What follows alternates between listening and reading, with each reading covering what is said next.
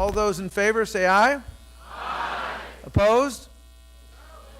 The ayes overwhelmingly have it, and the report and the charge, the call, is adopted. So as you might have heard by now, we actually got some surprisingly good news coming out of the DNC of all places over the last weekend. So, to the chagrin of the Democratic Party's elites, the DNC actually surprisingly voted to overhaul their brazenly undemocratic superdelegate system. And this is a huge step in the right direction. So according to Asti W. Herndon of the New York Times, he states under the new plan, which was agreed to on Saturday afternoon in Chicago at the Democratic National Committee's annual summer meetings, superdelegates retain their power to back any candidate regardless of how the public votes. They will now be largely barred, however, from participating in the first ballot of the presidential nominating process at the party's convention, drastically diluting their power. Superdelegates will be able to cast substantive votes only in extraordinary cases, like contested conventions in which the nomination process is extended through multiple ballots until one candidate prevails. So if they're no longer voting on the first ballot, then that essentially means that they're probably not really going to be able to have an impact unless, as the article states, there's extraordinary circumstances. So there hasn't been a second ballot for decades, as far as we all know. So it seems as though their power is essentially gone. They can no longer unilaterally undermine the will of voters, and well, for the most part, right? It's not perfect. It is a compromise, but another good thing about this is that even if a superdelegate commits to support a particular candidate, like, say, Hillary Clinton, as they did in 2016, well, that candidate can no longer use the backing of superdelegates to inflate their overall delegate lead. And that's really good, because when that happens, that demoralizes voters. It gets them to think that, oh, well, you know what? This candidate's lead is insurmountable, so there's really no point in me voting. So this is a huge step in the right direction. Now, I want to go to CNN's Adam Levy, who gives us a little bit more information and states, beginning with the 2020 nomination process, candidates will no longer be able to count superdelegates if they want to win the party's nomination on the first ballot of voting at the convention. This makes it impossible for superdelegates to change the outcome of the pledged delegates' will, which has never occurred since superdelegates were created ahead of the 1984 campaign. Now, in that particular paragraph, there was this subtle implication that superdelegates, they weren't really ever that important to begin with. They never actually swayed an election.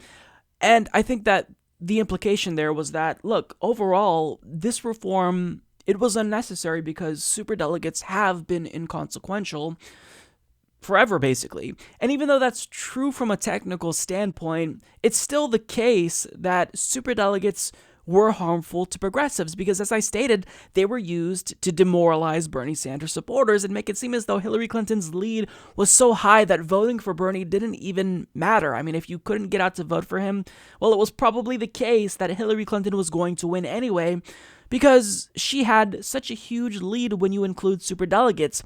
And even though that was never explicitly said by anyone that you shouldn't vote for Bernie because Hillary's lead is insurmountable, that was still the takeaway for a lot of progressives.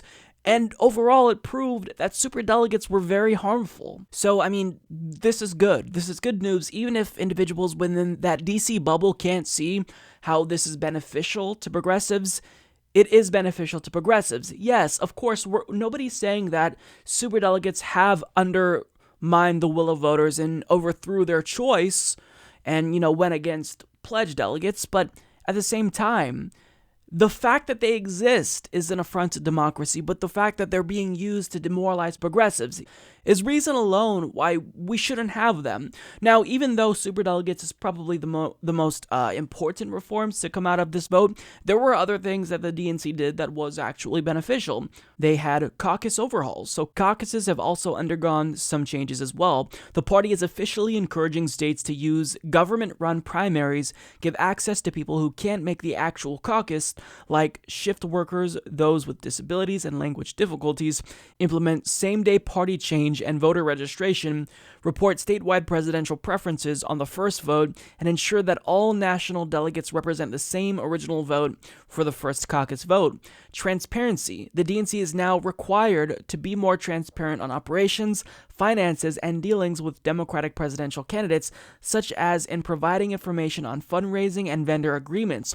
Information about these things should be made available to all Democratic candidates, the language says. So, these are things that were fought for by progressive lions like Nimiki Const and Nina Turner, and it was their hard work and dedication that accomplished all this. So, even though it's the case that these are compromises, they had to work with Hillary Clinton's supporters in order to get these reforms, even if it's the case that the DNC should absolutely have gone further and just abolished superdelegates altogether, Republicans don't have them, there's no reason why the Democratic Party, with democracy in its fucking name for Christ's sake, should have them. So of course this doesn't go far enough, but at the same time, this is a win for us. This is a huge step in the right direction, and I am incredibly thankful to people like Nimiki Const and Nina Turner who worked their asses off to make this happen. I am so happy that we have these types of individuals on our side. They not only crafted these reforms, but they campaigned for them, and they held the DNC's feet to the fire to get these accomplished. So I'm incredibly thankful to them. This is surprising. I'm a cynic, right? I'm very skeptical. I am deeply, deeply cynical of anything the DNC does. I honestly didn't expect that they would vote for superdelegate reforms because they were dragging their feet with it. I thought it was inevitable that they'd come up with some bullshit excuse to not vote on this, but look, I stand corrected, and I'm proven wrong, and I'm thankful to be proven wrong in this instance. Now, there were a plethora of other reforms that they voted on, with varying levels of importance that aren't really being discussed. For example, individuals with non-binary gender identities now no longer have to declare that they're either male or female in order to comply with gender equality mandates that the DNC has for committees and whatnot. I don't think that there's anybody on the DNC that actually has a non-binary gender, so this probably won't be applicable to anyone just yet, but I mean, it's still, it's a step in the right direction. But also, there's one change that could have a significant impact that nobody's really talking about. The problem is that a lot of people aren't talking about it because there's not much information out there about this particular change that was recently adopted alongside the superdelegate reform. And here's what CNN says about that. Declaring yourself Democrat. Candidates seeking the party's presidential nomination will now have to declare themselves as Democrats in writing to the DNC, a change pointed at Sanders, who is technically an independent senator that caucuses with the Democrats. Now, obviously, that's incredibly vague, and as far as we know, all that means is that if Bernie Sanders does want to run in the Democratic Party again and compete in the Democratic Party primary in 2020, he simply has to declare that he's a Democrat in writing. But at the same time, when you actually look at the language used, it's pretty troubling, I'm not going to lie. So Appendix E of the DNC charter now reads, pursuant to Article 4 of the call for the 2020 Democratic National Convention, I hereby affirm that upon publicly announcing my candidacy for the Democratic nomination for President of the United States, I am a member of the Democratic Party. I will run as a Democrat, accept the nomination of my party, and I will serve as a Democrat if elected. I understand that signing this form does not supplant any legal or party requirement by any state or territory to qualify for ballot placement in that jurisdiction. Further, I acknowledge, and here's the big part, that the national chairperson of the Democratic National Committee is authorized to determine whether a presidential candidate has established substantial support for their nomination as the Democratic candidate for the office of the President of the United States, is a bona fide Democrat whose record of public service, accomplishments, public writings, and or public statements affirmatively demonstrate that the candidate is faithful to the interests, welfare, and success of the Democratic Party of the United States and will participate in the convention in good faith. So that clause, it kind of gave me pause. Because if you read it at face value, well then, candidates have to agree to imbue Tom Perez with the power to unilaterally nullify the outcome of a particular Democratic Party primary in the event he thinks that that individual was not a faithful Democrat. And what's one of the biggest complaints that we always hear about Bernie Sanders? He's not a Democrat. So does this mean that Tom Perez can simply say, well, look, throughout his career, he's never been a Democrat, so I don't believe he's faithfully able to represent the party's interests, therefore I'm nullifying the result of this race. I mean, certainly that would be an extreme interpretation of this, but another part of me questions whether or not this is just them stopping Bernie from winning the Democratic Party nomination and rejecting it and then running as an independent so they won't put up a Democratic competitor. This is what he does in Vermont every time. He wins by running as a Democrat, and then he rejects their nomination and then runs as an independent. So maybe it's just the case that the DNC is trying to stop Bernie Sanders from doing that. Or maybe it's the case that they are giving Tom Perez some power to nullify the outcome of a Democratic Party primary in the event somebody wins, like Bernie Sanders, who they don't want to win. And at this point, it's really difficult to know how this will look in practice. We don't know what this is going to look like.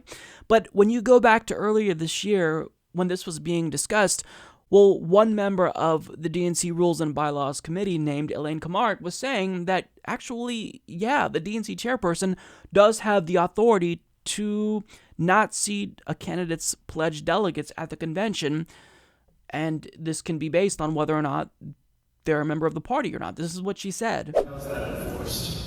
How was that Enforced, so...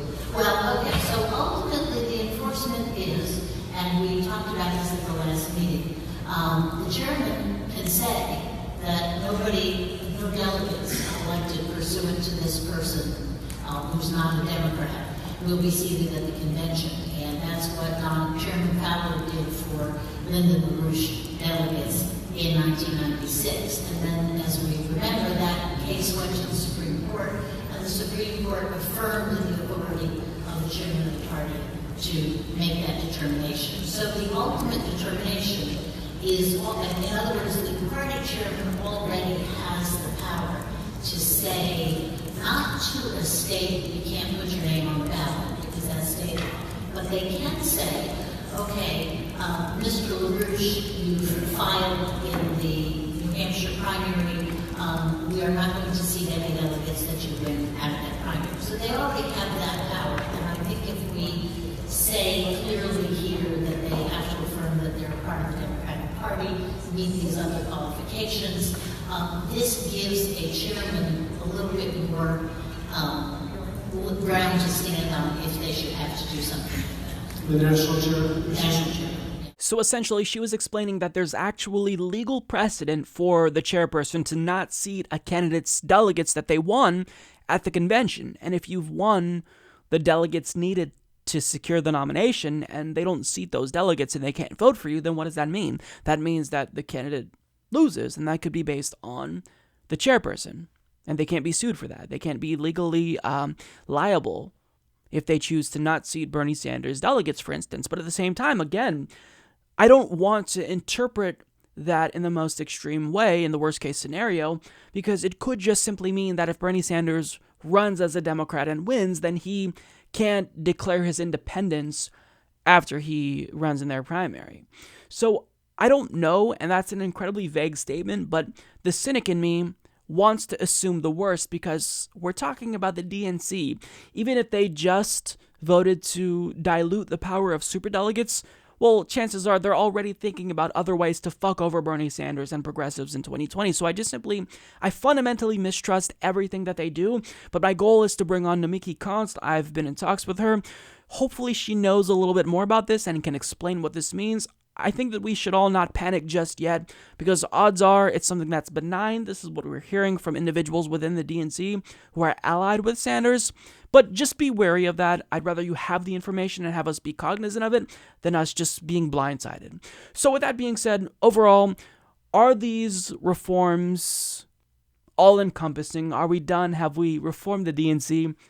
Of course not. And we've still got a long ways to go. But understand that this is a win, and you need to take it as a win, because we've been fighting so hard, and within 2 years, for them to basically drastically reduce the power of superdelegates, that really is monumental. And this is due to the constant pressure that progressives have been exerting on the DNC. We're not going to win everything, and certainly this change, it's a compromise. All right, let's be real. This is definitely a compromise, but this is still really good news. And again, I was surprised that the DNC did vote on this, and the vote went in our favor. So it's at the point where I think that on the DNC, the composition at least, you have about 50% progressives and you have 50% establishment insiders. So we're close to being able to outvote them all the times. And the reason why we won this and got these reforms that were voted on by the DNC Unity Reform Commission was because individuals like Nimiki Kanst and Nina Turner lobbied for it. They got Clinton supporters to come on board with these reforms. So we're close to being able to implement more reforms, but at the same time, just a couple of weeks ago, the DNC voted to strike down the ban that they just imposed on fossil fuel contributions. So it's always going to be a constant power struggle between progressives and the establishment. But at a time where Donald Trump is the president and progressives have no power, take any win where you can find a win, and this is definitely a win, and it's certainly a cause for celebration, because if you've been fighting for this, then you have yourself to thank. Pat yourself on the back, and certainly don't forget to thank people like Nina Turner and Nimiki Kanst, who have been fighting for us and fighting to get this reform voted on, for the good of the people and democracy. So, it's a win, and I'm going to accept that as a win, and I'm going to celebrate. I think this is good news. Support this podcast by becoming a patron at patreon.com/Humanist Report.